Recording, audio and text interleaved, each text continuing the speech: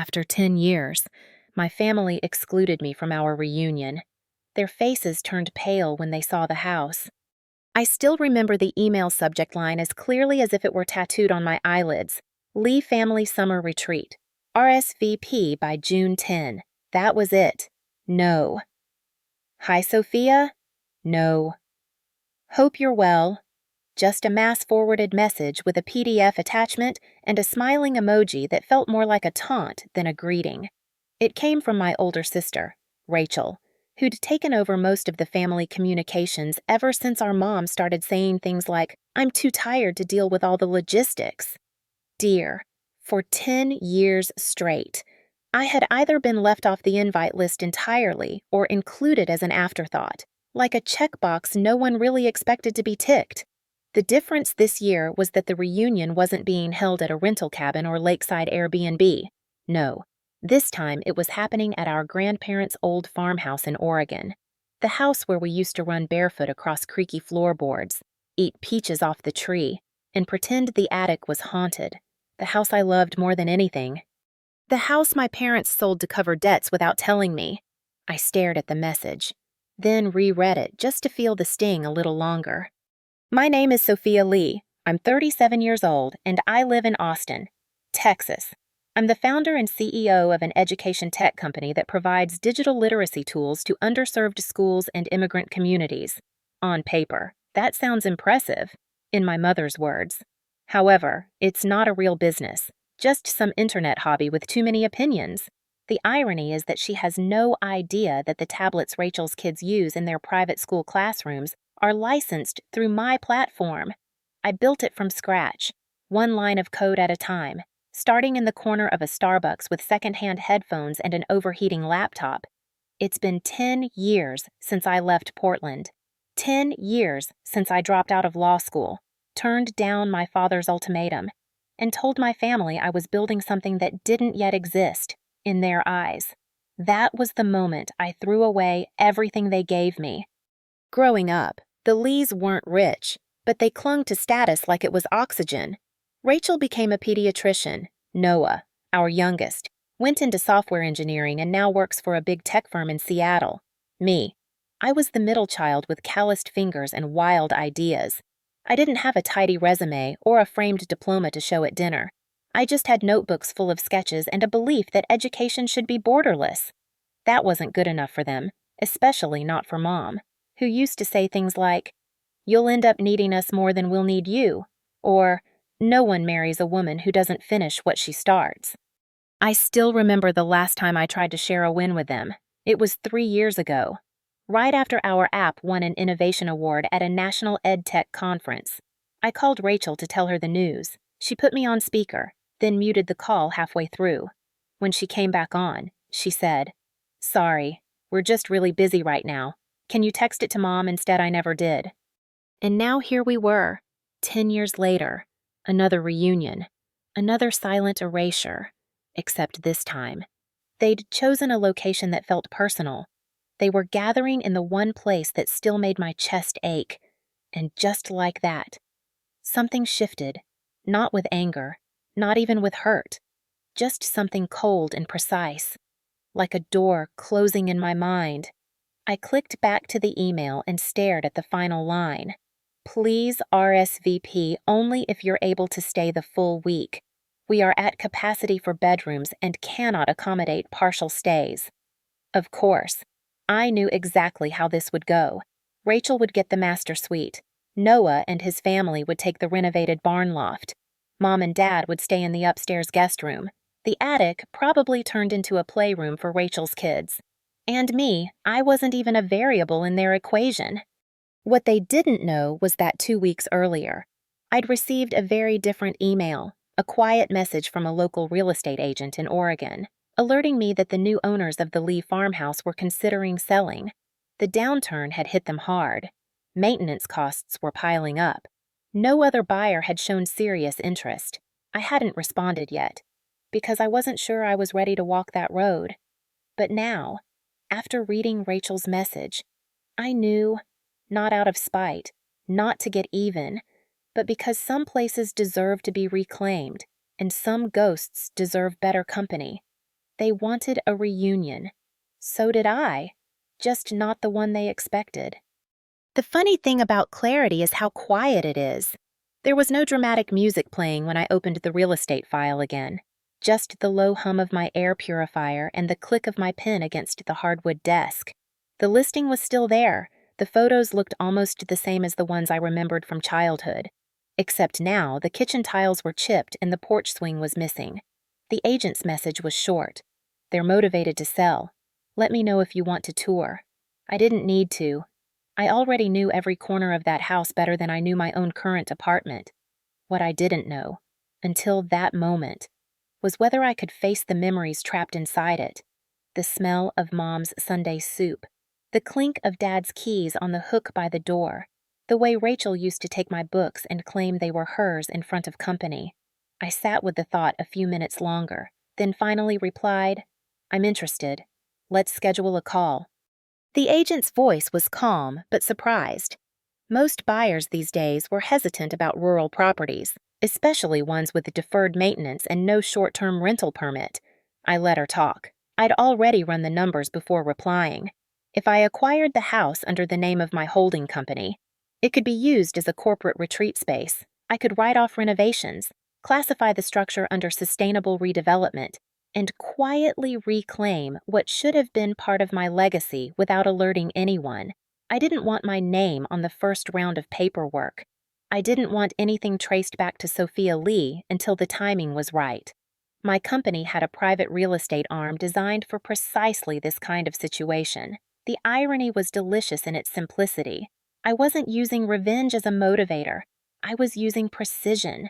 They'd made me invisible for so long that moving in silence came naturally. By the end of that week, we were in escrow. The sellers accepted my offer without countering. Apparently, no one else had expressed serious interest since the spring storm knocked out part of the well pump system and scared off the previous buyers. I approved a local inspection team, emailed my operations manager about setting up a shell company address in Oregon, and forwarded the floor plans to my friend and interior architect. "Delaney, I thought you hated that house," she said when she saw the subject line. "I don't hate it," I replied. "I just never had a chance to see it on my terms." She didn't ask further questions. She just sent back a mood board with the words, "Reclaim the narrative," written across the top in clean serif font. While the paperwork moved forward, I threw myself into work. My company was preparing to launch a statewide literacy initiative in California, and every spare hour was spent in meetings, pitch decks, or grant proposals. At night, I walked by the lake near my apartment and thought about my grandmother's humming while she baked. I hadn't heard that sound in 2 decades, but somehow I remembered it more clearly than my own mother's voice. The Lee family loved tradition, as long as it served them. They honored ancestors but ignored the living. They talked about sacrifice but didn't know what it meant to build something from scraps. That was the difference between me and them. They inherited, I created, and soon, that gap would become visible in ways they couldn't ignore. 2 weeks after I initiated escrow, I received another message from Rachel. This time it was a group thread with subject line headcount finalization, Lee family farm stay. She asked everyone to confirm dates and dietary restrictions. I wasn't copied directly. I only saw it because my cousin May forwarded it to me with a laughing emoji and a note that read, "Guess you're still on the non-essential list." May was the only relative who'd ever treated me like a full person. She worked in nonprofit housing and knew what it meant to be underestimated. I replied with a thumbs up and nothing else. I didn't need to explain. May would understand everything soon enough. The closing date landed on a Monday. I signed the last set of documents in my office, flanked by 2 legal aides and a cold cup of tea. When the agent said, "Congratulations, your LLC now owns the property," I felt nothing. No fireworks, no applause, just breath. For the first time in years, I breathed in and out without wondering who was watching or judging. I walked home in the rain that night, coat unbuttoned, face tilted toward the clouds, and I didn't care how soaked I got. The farmhouse was mine, the ghosts were mine, the future was mine. What came next would require planning. I wasn't going to show up unannounced. That wasn't my style. No, I was going to prepare the space in a way that made it impossible to look away. I wanted the walls to speak for themselves. I wanted every corner to say, "You were wrong about me," but before that, I needed to decide how far I was willing to go. Was this about closure or control? A new beginning or the final word? I didn't have that answer yet. But I knew one thing for the first time in a long time. I wasn't afraid of being seen. Most people think revenge looks like shouting or slamming doors. For me, it looked like fresh drywall, reclaimed oak, and an invoice for a solar panel system large enough to power a small school. The farmhouse was in worse shape than I remembered, but that didn't scare me. If anything, it felt like a perfect metaphor. This place, like me, had been written off. Too much work, too many flaws, too many years of neglect to be worth saving. But I knew what potential looked like underneath decay, and I knew how to bring it back without asking anyone for permission. I flew in under a different name. The contractors thought I was just a project manager overseeing a corporate retreat transformation. They didn't ask many questions, and I didn't offer unnecessary answers. Delaney flew up from Austin twice to walk the space with me. We kept the original floors but reinforced them. We kept the fireplace bricks but repointed them. We kept the kitchen layout but replaced every cabinet with custom walnut, hand-stained in a soft ash finish that smelled like possibility. There was something strangely healing about watching it all come together, like each coat of primer was sealing over an old wound. I didn't think I'd feel anything when I stepped into my old bedroom, now stripped of the floral wallpaper Mom had picked out without asking me. But when I stood in that space, alone, with nothing but sunlight through bare windows and dust on my shoes, I felt 13 again, not in the childish sense, but in the clarity of remembering exactly when you were told you weren't enough. That room had held my first sketchbooks, the ones Mom threw out during spring cleaning because she said art doesn't pay bills. It had heard every time I tried to explain why I didn't want to be a lawyer, only to be interrupted by Rachel's latest award or Noah's science fair trophy. That room had absorbed my silence more than any other place in the world, and now it was mine. Not just the space, the story. I had the pen now. In parallel, the work back in Austin didn't slow down. We launched our California pilot ahead of schedule, signed a partnership with a major school district, and won a second innovation grant that doubled our budget. My team didn't know what I was doing in Oregon on weekends, only that I seemed calmer during Monday meetings. Savannah, my operations director and oldest friend, was the only one who had a clue. She'd seen the plans, the permits, the contract signatures. One night she messaged me a single line, "Let me know when it's time to flip the lights on."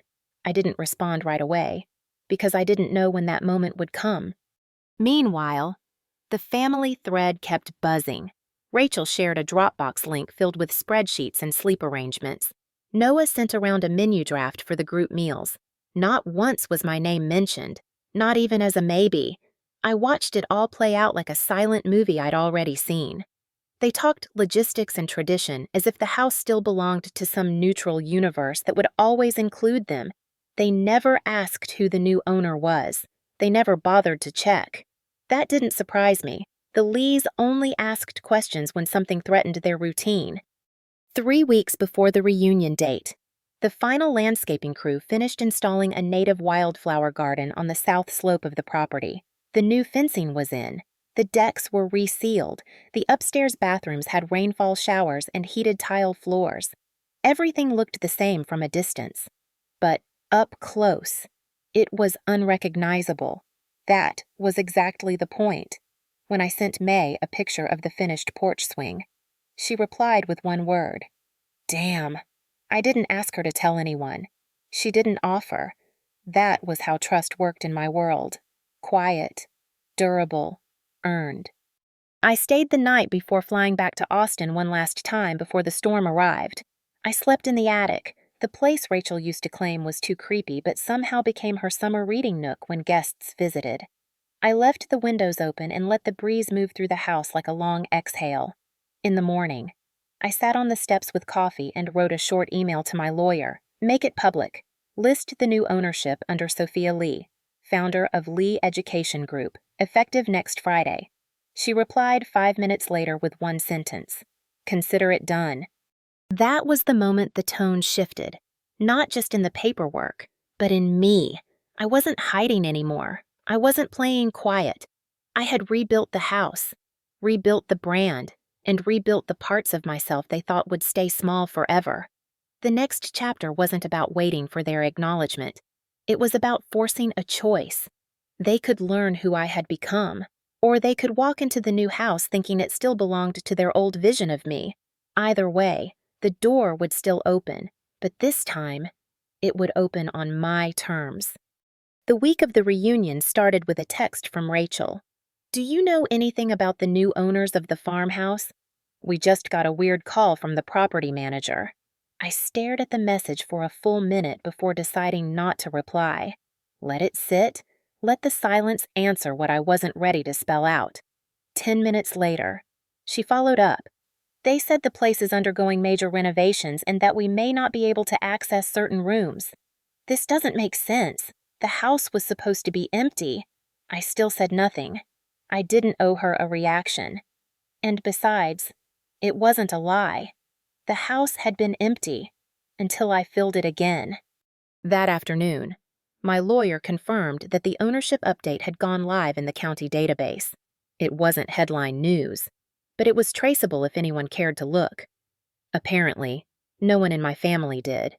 Instead, they kept texting May, who eventually called me and said, "They're getting nervous. Rachel's acting like the universe owes her a free pass, and Noah's asking why the code to the gate was changed." I smiled into the receiver and said, "Let them ask. Let them wonder." May paused before saying, "Soph, you sure you're ready for this?" I didn't hesitate. I was born ready. They just never noticed.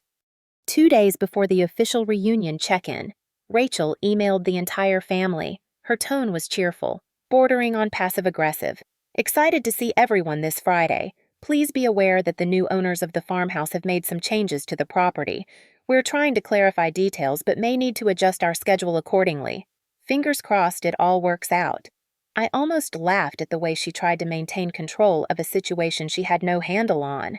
The Rachel I remembered hated ambiguity. She liked pre-sliced cheese, alphabetized spice racks, and vacation itineraries with color codes. This wasn't a house anymore. It was a mirror, and what she saw in it was starting to crack. I flew in Thursday night and stayed at a boutique hotel in town. I didn't want to sleep at the house before the reunion began. That first arrival needed to be theirs. I wanted them to walk through the front door thinking they still held the keys to every room, only to realize the locks had changed. Friday morning, I parked 3 blocks down and waited. The farmhouse sat quiet and proud at the end of the gravel road, its new exterior gleaming in the early light. The wraparound porch had flower boxes. The shutters were painted deep forest green. The front door had a modern keypad. No more rusty spare key under the planter. No more assumed access. At 9:03 a.m., Noah's SUV pulled into the driveway. His wife and 2 kids jumped out first. The kids ran toward the backyard while Noah approached the door with his duffel bag slung over one shoulder. He tapped the keypad. It blinked red. He tried again. Red. Rachel arrived 5 minutes later, flanked by her husband and their teenage twins. She didn't even greet Noah. She just marched up the steps and demanded, "Why isn't the code working? I used the same one Mom always gave us." I watched from a distance as the group huddled in frustration, each assuming the other had answers. 10 minutes passed before Mom and Dad arrived in their van. I couldn't hear their conversation, but I could see the change in their posture. Dad looked confused. Mom looked angry. That wasn't new.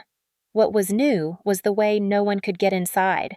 After 30 minutes of fumbling, Noah called the number posted discreetly next to the doorbell. It routed directly to my assistant in Austin, who answered as property operations for Lee Education Group.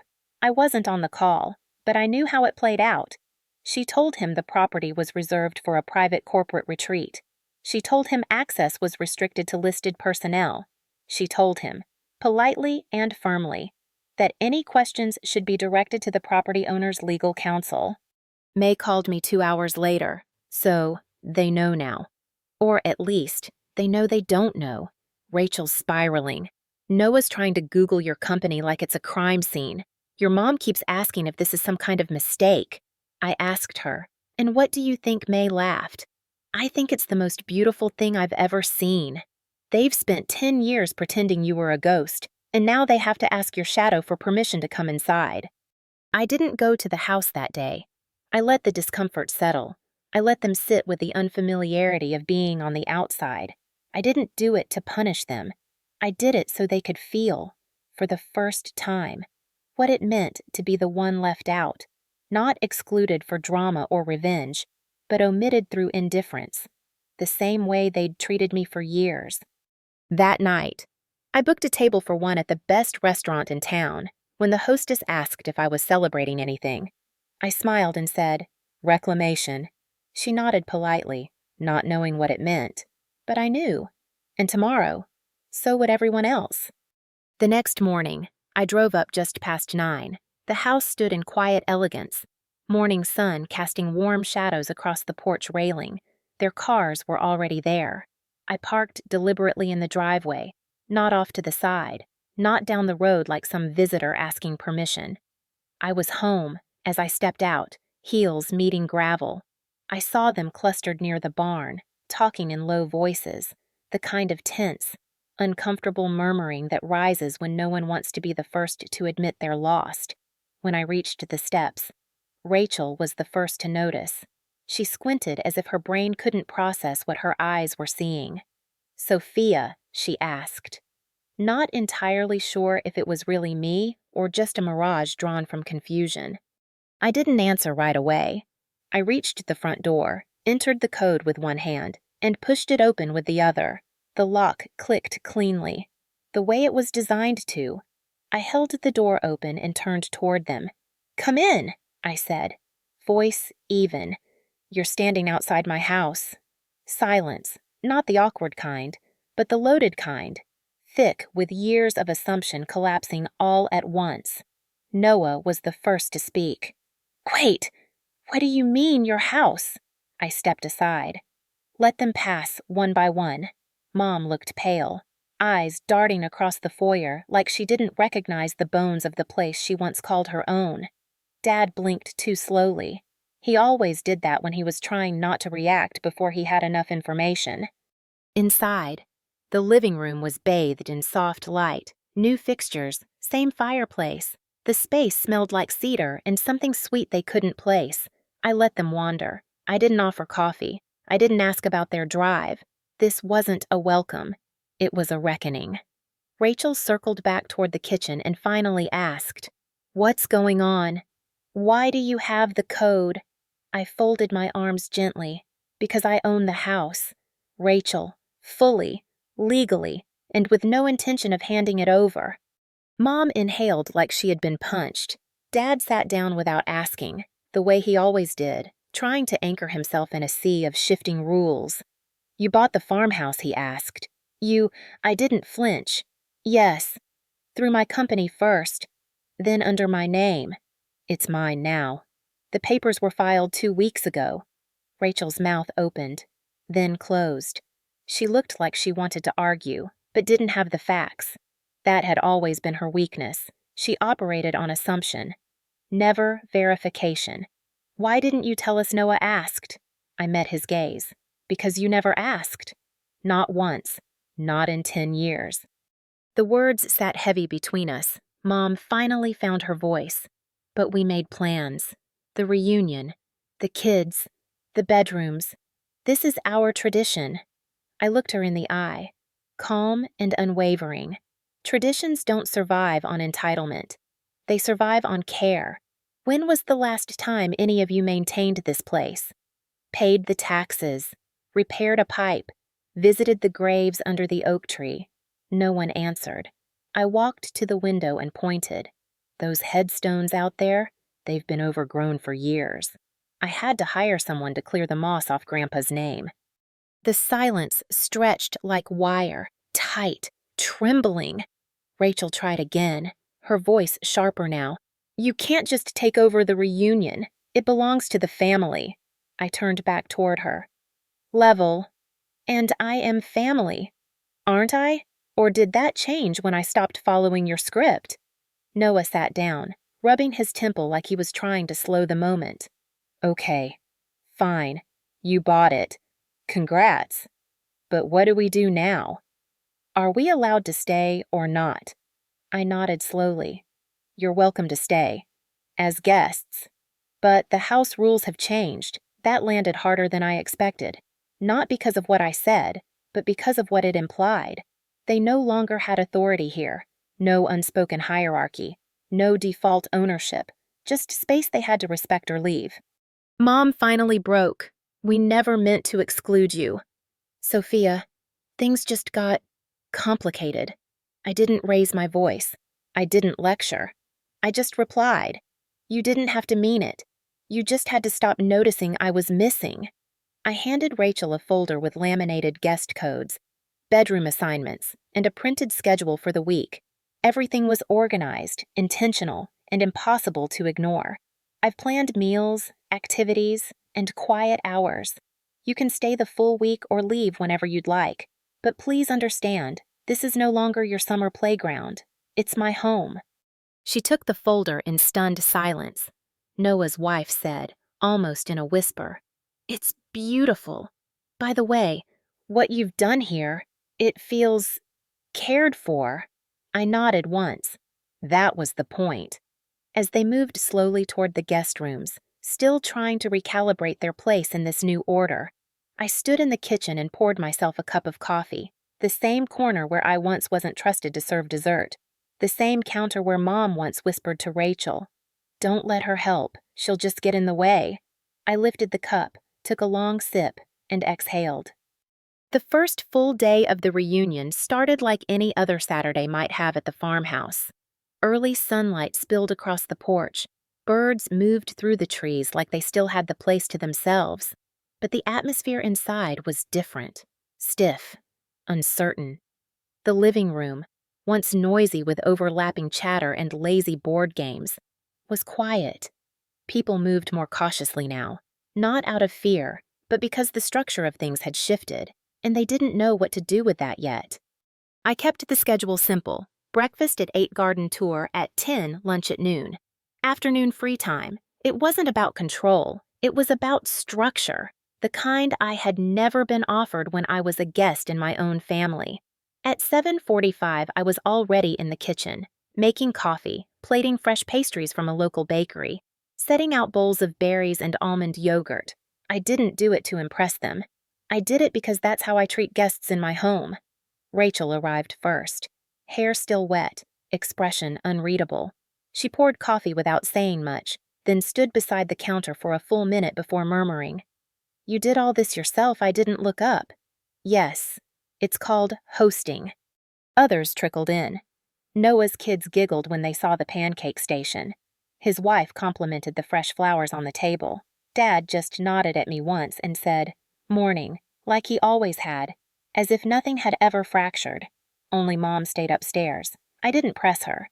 Guilt is a private thing. It comes down the stairs only when it's ready. After breakfast, we gathered near the back fence where I'd had a small path cleared. This way, I said simply, guiding them through the garden, down past the old apple tree, toward the edge of the field where a small wooden bench now sat under the oak grove. Most of them didn't recognize it at first. They didn't realize we were walking toward the grave markers until they were standing directly in front of them. 4 stones, lined up side by side, names carved shallow but still legible, my great-grandparents, and tucked slightly apart. The 5th marker, Catherine Lee, 1940-2010, my grandmother, the one who used to sneak me extra ginger cookies when no one else was looking, the one who taught me how to braid lavender into my hair, the one who died without anyone updating her grave for over a decade. I had the moss cleaned, I said, voice steady. The stone was starting to crumble. No one responded for several seconds.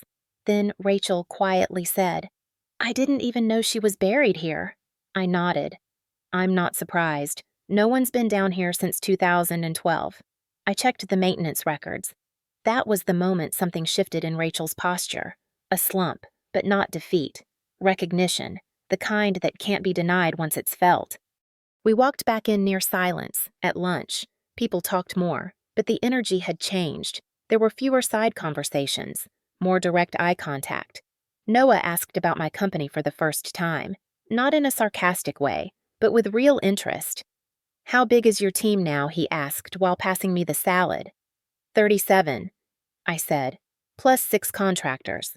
We just expanded to California, and you run all of it, every part. He nodded. That's actually pretty cool. That was the closest thing to an apology I'd ever gotten from him. Later that evening, as the sun began to dip below the trees, I found Mom sitting on the porch, facing the orchard. I stepped outside quietly and sat beside her. She didn't turn, just said, "Your grandmother would have loved the new kitchen." I exhaled. "I think so too." We sat like that for a while. Silence doing the work words couldn't. Then she added, "I'm not proud of how we handled things. Sophia, I thought if I ignored it long enough, it would fix itself." I didn't answer right away, because I knew she wasn't asking for absolution, just space to admit what had been unsaid. "Eventually," I said, "the hardest part wasn't being excluded. It was realizing how easily you all lived without noticing I was gone." She winced, eyes still on the orchard. "I don't have an excuse, just regret." I nodded once. "That's a start." I stood, gave her a soft pat on the shoulder, and walked back inside. It wasn't a reconciliation. It wasn't even closure, but it was something. A small fracture in the wall that might one day let the light in. Upstairs, Rachel was helping her daughter unpack. "In the hallway," I overheard her say. "No, you can't take the corner room. That one used to be Sophia's."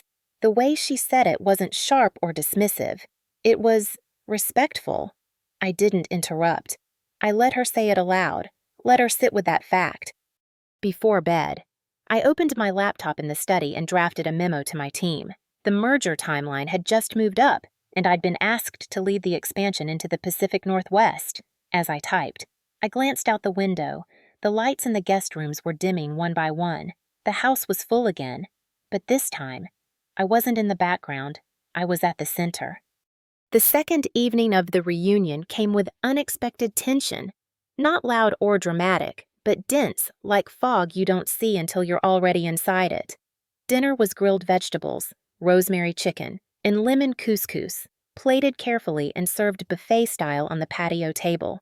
I didn't assign seats, but they all waited until I sat down before they chose theirs. That subtle pause told me everything I needed to know. The dynamic had shifted, whether they admitted it or not. Rachel made a toast before we began eating. She kept it short, thanking whoever made this place what it is, her voice catching just slightly on the word whoever. I didn't respond.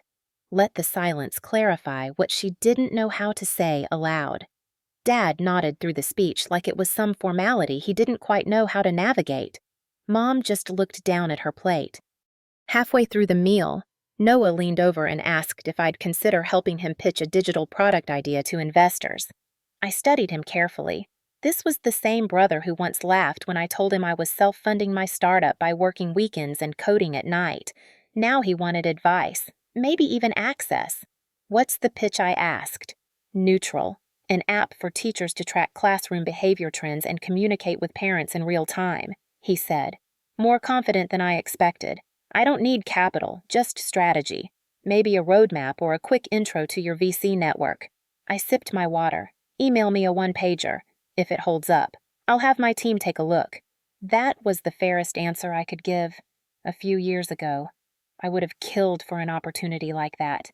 Now, I could grant one or walk away. That was the power of building something no one thought you could. Later that night, Rachel approached me while I was loading the dishwasher. Her tone was measured but not confrontational. "Can I ask you something?" she said, arms folded across her chest. "Sure. Why didn't you say anything all these years about what you were doing, who you were becoming?" I closed the dishwasher, dried my hands, and faced her. Because you all taught me that unless I was following your plan. My life didn't matter. Her face stiffened. That's not true. Isn't it? I asked softly.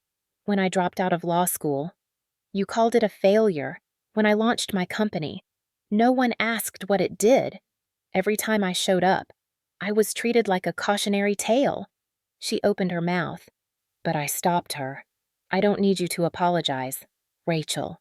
I need you to recognize that I didn't disappear. I was just no longer useful in your version of success. She blinked. The tension in her jaw softened slightly. I wasn't trying to hurt you. I just didn't know how to relate to you anymore. I nodded. That's the most honest thing you've said to me in 15 years. She looked down at the floor, then back up at me. Do you think there's still space for us to be family?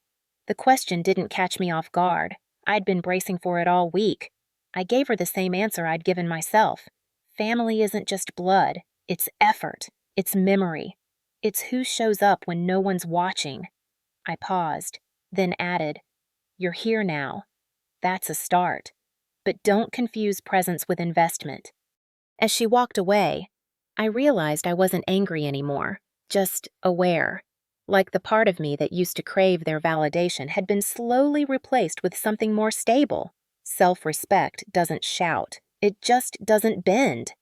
The next morning, I met with the development officer from the Regional Education Board over coffee on the porch. He'd driven in from Salem to discuss a district-wide rollout of our curriculum platform. He shook my hand, glanced around at the refinished exterior, and said, Beautiful place. Yours?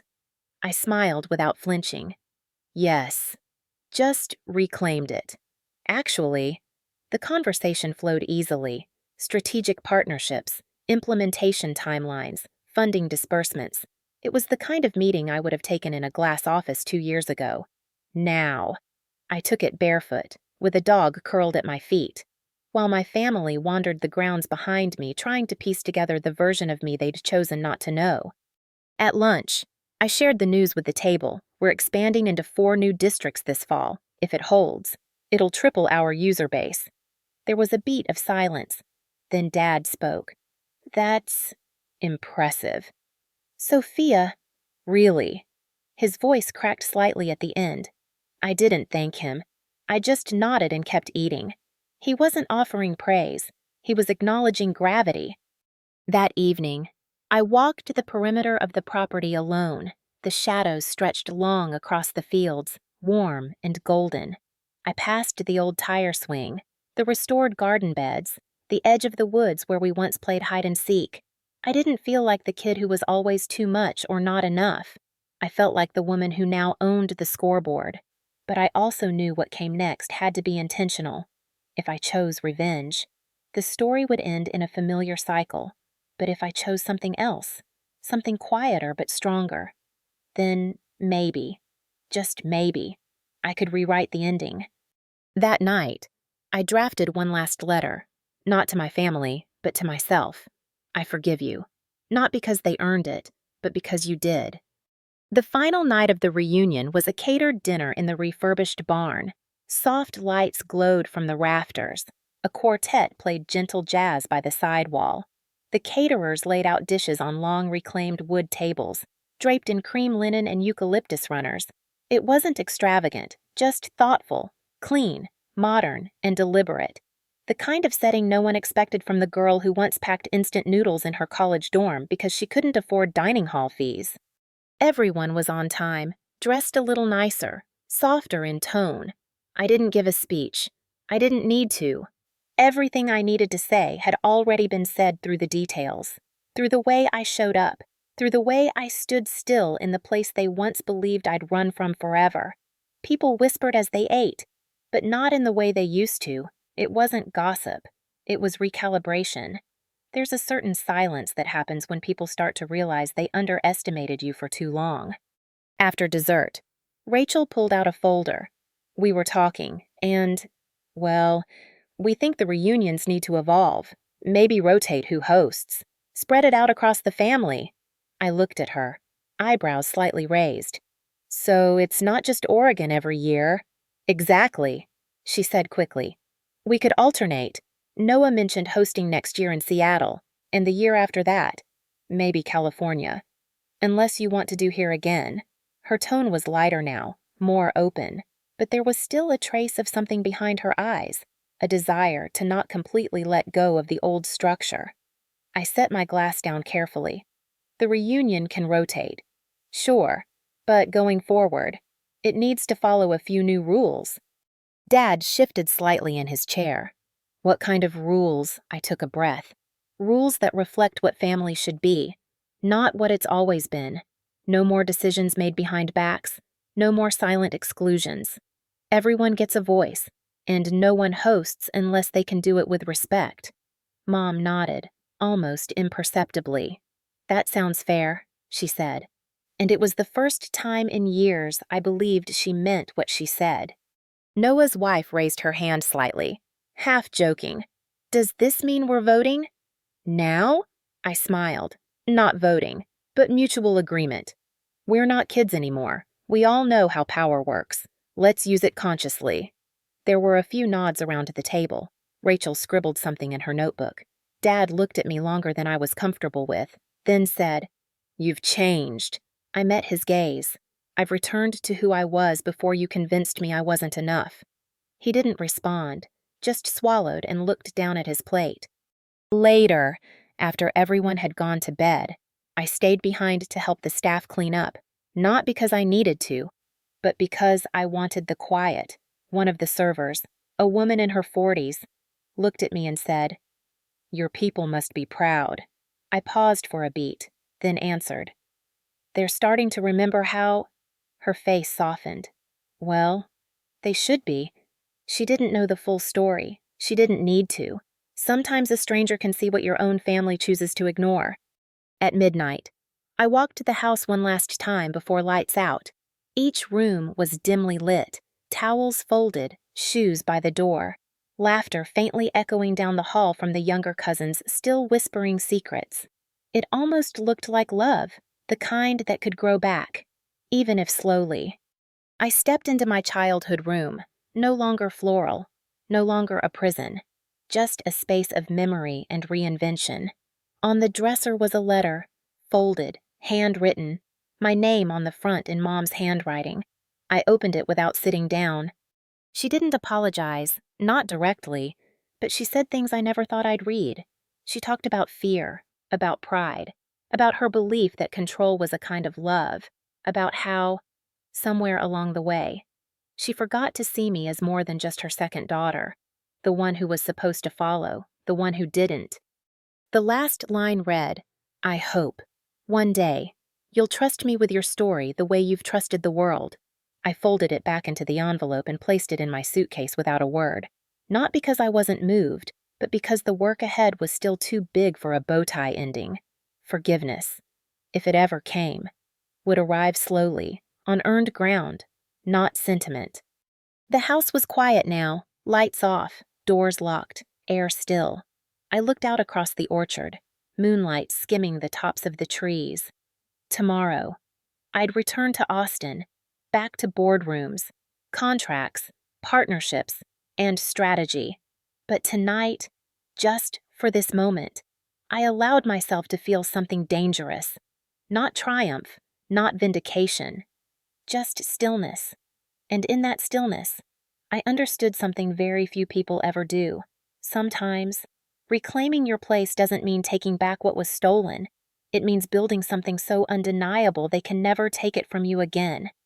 The morning of my departure arrived quietly. No fanfare, no last-minute confessions. Just sunlight creeping across the window pane and the steady sound of someone making coffee downstairs. I took my time packing, not because I had so much to bring, but because I wanted to absorb the stillness of the house one last time while it was still mine alone, not just legally, emotionally. This place no longer held echoes of being ignored. It held proof that I had endured and grown and returned not to seek validation but to demonstrate gravity. When I came downstairs, Rachel was already at the table. She had changed, not drastically, but in the way she listened. Less about waiting to respond, more about letting something land. "You leaving soon?" she asked. sipping coffee. Flight in 3 hours. I poured myself a cup. She hesitated, then said, "Thanks for this week. I don't think we deserved it, but I'm glad it happened." I nodded. "I didn't host it because you deserved it. I hosted it because I could." She didn't flinch at that, just breathed it in like a necessary truth. Noah came down a few minutes later, holding a folder. "I revised the pitch deck," he said, placing it on the counter. "Tighter story, clearer data. Can I still send it to you?" I scanned the first page. "Send it to my head of product. She'll give honest feedback." He looked both nervous and grateful. "You really built something." "Sophia, I mean, it's real." I looked up at him. "It's always been real. You're just now choosing to see it." He accepted the words, quietly, and stepped away. I took one last walk through the orchard, the grass still damp from last night's irrigation, the trees exactly as I remembered, except now they were trimmed and thriving. At the edge of the field, Dad stood with a thermos, looking toward the ridge. I joined him in silence. He didn't speak for a long while. Then, without turning to me, he said, "Your mother told me about the letter." I waited. "She's been holding on to a lot." He added, "More than I realized. I didn't know she kept all those things from your childhood." My voice was quiet. Neither did I. But she did. Which means, maybe, a part of her saw me even when she wouldn't say it out loud. He nodded, slowly. "I used to think success had to look a certain way. Job titles, houses, big weddings, and I measured you by those things. I see now that was wrong. I looked out toward the horizon. You didn't fail me. Dad, you just forgot to look closely. That was all either of us could give in that moment. And it was enough." Back inside, the rest of the family had gathered in the living room, suitcases stacked by the door, the kids sitting on the floor with last pieces of dessert in their hands. May walked over and hugged me tight. "I knew you'd do something like this one day," she whispered. "You always had a different kind of power." I smiled. "Thanks for always seeing it." As I reached for my bag, Mom approached. She looked tired. Not from lack of sleep, but from something deeper. She handed me a small wooden box. "I found this in your old desk upstairs." She said, "You used to doodle all over it." I opened it and saw scraps of drawings, index cards, and a folded comic I'd made in middle school, the same one she once called a distraction from real goals. I looked up at her, unsure what to say. She simply said, "I kept it. All of it. I just didn't know how to say I was wrong." My reply was simple. "Now you have." She didn't cry. Neither did I. We were beyond that now. As I stepped outside, the sun broke clean over the trees. Rachel followed me to the car. "Next year," she said, "if we do this again, wherever it is, I want you involved from the start." I studied her face. "Because I own the house now," she said firmly. "Because you're part of the story now, and we've written around you long enough." I let that sit for a beat before responding. "I'm not here to fill in your margins. Rachel, if I return, it's as the headline." She smiled, genuinely. "That's fair." I drove away with the window down, the wind through my fingers, the road stretching forward. I wasn't leaving something behind. I was carrying something forward. Not the burden of being overlooked, but the strength of being unshakable. The farmhouse faded in the rearview mirror, but the impression of this week, of what it revealed and what it repaired, remained not perfect, not permanent, and sometimes possible is all you need to begin again. When I landed back in Austin, everything felt both familiar and impossibly different. My apartment still smelled like bergamot and paper. The photos on my shelf hadn't moved. My team still greeted me with Slack messages and deadline reminders, and the city still hummed outside my windows the way it always had. But inside me, something fundamental had shifted, not like a rebirth, more like a restoration, as if an old structure had been reinforced quietly behind the walls, and I could finally lean on it without fear of collapse. In the days that followed, I moved through work with a new kind of clarity. I sat in strategy meetings with my senior team, made sharp calls without over-explaining, and signed off on a new initiative for rural school connectivity without hesitation. No one at the office knew what had happened over that weekend in Oregon, but they felt it, the steadiness, the difference in posture, the subtle change in presence. 3 days after returning, I received a letter from my mother, not an email, not a text. A handwritten letter, in the same familiar script from my report cards and birthday cards when I was a child. She didn't recap the reunion, she didn't repeat apologies. She just told me about her garden, about the new irises blooming out front, about how, for the first time in years, she was thinking about planting something she didn't know how to care for. "It's humbling," she wrote, "to water a root without knowing if it will bloom. But I'm learning that effort, not certainty, is what makes something grow." I folded the letter and placed it in a drawer, not because I didn't value it, but because it was still in progress, like all of this was. A week later, Rachel called. She wanted help organizing the next reunion, this time hosted in Seattle. I thought we could include a workshop or a panel on education access. She said, "Make it more than just vacation." The suggestion surprised me, not because of the idea itself, but because she was finally seeing how personal purpose could be part of collective space. I told her I'd think about it. I wasn't saying yes out of obligation. I was considering it from a place of choice, and that was the difference.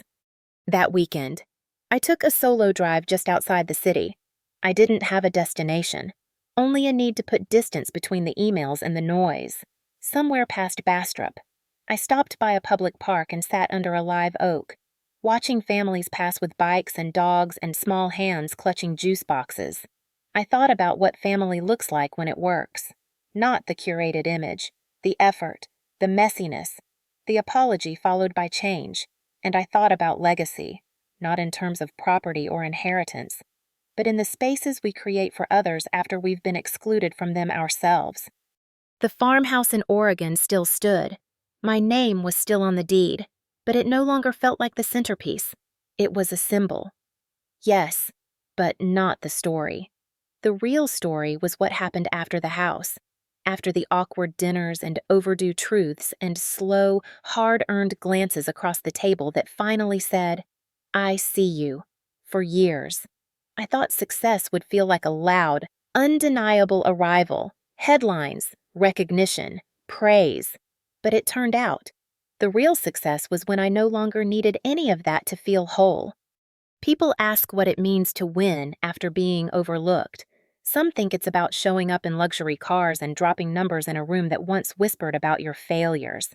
But that's just surface. The real victory is quieter.